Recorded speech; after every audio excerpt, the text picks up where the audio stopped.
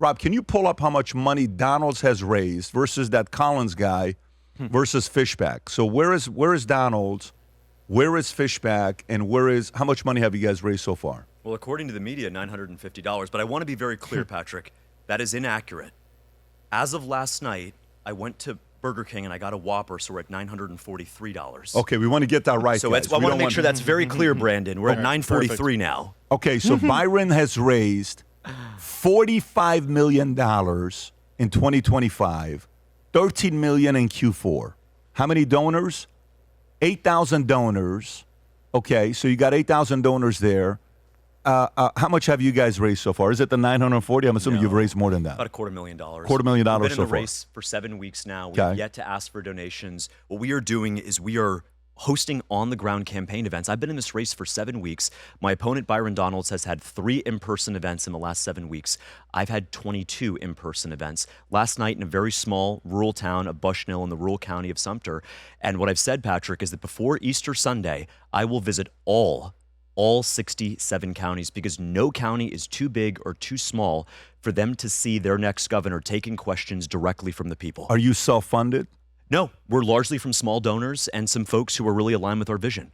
So, Donald's got $45 million in 25 for some of the people that are.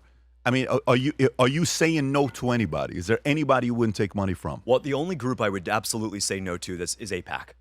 And any type of group that is aligned with a foreign government that pursues the interest of a foreign government. I don't believe you can say you're going to put America first and put Florida first if you're taking money from a group whose literal job is to put a foreign country first. So that's AIPAC. That's the India version of AIPAC. That'd be the Qatar version of AIPAC. I cannot, in any good conscience, take any money associated with So you won't take money government. from AIPAC, you won't take money from Qatar, you won't take money from, would you take money from Qatar? I would take money from no foreign government. No foreign government. Any group. I think that is by the way, that's very fair. It is, sorry, that was the $0 from AIPAC. That was the ribs that Francesca and we split the other day at Chili's. It's so funny. They criticized me. This is your wife? Yeah. And so this is the idea of, hey, what are we going to do about this? How are we going to actually build a campaign? Look, Patrick, you know this. Donald Trump was outspent by Hillary Clinton. Donald Trump was outspent by Kamala Harris. In 2018, Ron DeSantis was not supposed to win. He was down by 10 points in the month before the election. This time last year, Zohran Mamdani on Kalshi, he was at less than 1%.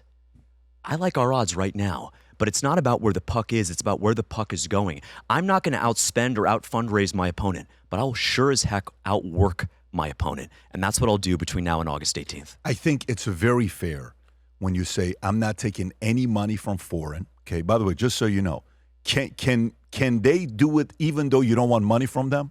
Can they give you money even though you said no? Like, somebody's watching this right now and said, we're going to screw with this guy. Qatar and AIPAC gives you money. What are you going to do about it? Well, we would just refund it. I suppose they could just go make their own billboards, but as a campaign, we would refund. Candidate. No, and the dirty tricks of politics. That's what I'm saying, because that's the tricks, yeah. And the way you can play gotcha is you take a person who gives a legitimate amount under the cap and donates it directly to a candidate's website, clearly putting their name there, and they work for a lobbying organization, and it's a game of gotcha. The media is waiting for it, because then the media says, did you know last week that this Joe Jones, did you know he's a lobbyist for AIPAC that works on K Street in Washington, D.C.? He gave you $1,400 last week. And you're like, wait, what? And so that game of gotcha gets played, but you will refund those. I would refund any donation from a group that's associated with a foreign government. By the way, it is extreme. And you know what I like about that? You didn't just say AIPAC. You didn't just say Qatar. You're saying any. Which is fair. Which is fair to be able to say something like that. By the way, if you're watching this, truly, if you're watching this, and you support him, you like what he has to say, go support him.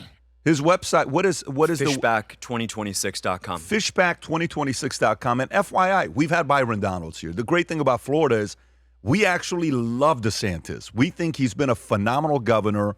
We think he's done a great job. You're never going to agree with 100% of the policies a governor's ever going to have, nor a president's going to have.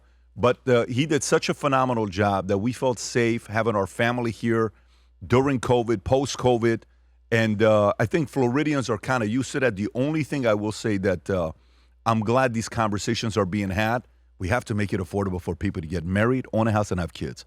if you can make it good for them, you'll have a big opportunity of others wanting to come here. So if we add that couple incentives, I actually love the idea of no homestead taxes for anyone that lives here for a minimum of 5 years and a cap at $5 million. So let's just say you're living in a $180 million home and you just came here from Silicon Valley. Pay your taxes, but the first $5 million will give you the what do you call it? Do you know how I'm doing the math? Yeah, homestead exemption. Yeah, let's just say you got a $50 million home. Guess what? For the first $5 million, and you're paying $500,000 in taxes every year for your home. Just do 1% on. Okay, so if you're living in a $50 million home, I'm gonna take you up to $5 million. So $50,000 deduction. So instead of paying $500,000, you pay $450,000. Anything above that, you have to pay whatever you have to pay. That's right. And you have to be here for 5 years. That's a very fair, business-friendly way of thinking. I like it.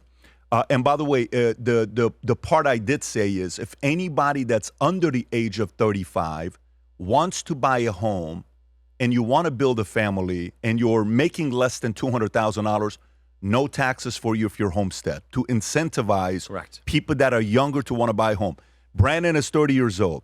He went to school, got a bachelor's and a master's degree, both in national security. He's obsessed with politics. He's a business guy. He works with David Consulting. But if he wants to go buy a house and build a family and have kids, guess what? I want to incentivize him to do it. When we set out to create a shoe that blends comfort, function, and luxury, we had the choice to make it fast. We had the choice to make it cheap. We chose neither. Instead, we chose Tuscany, Italy. We chose true Italian craftsmanship, each pair touched by 50 skilled hands. We chose patience, spending 2 years perfecting every detail, and we chose the finest quality at every step. Introducing the Future Looks Bright collection. Not rushed, not disposable, not ordinary. Rather, intentional, luxurious, timeless.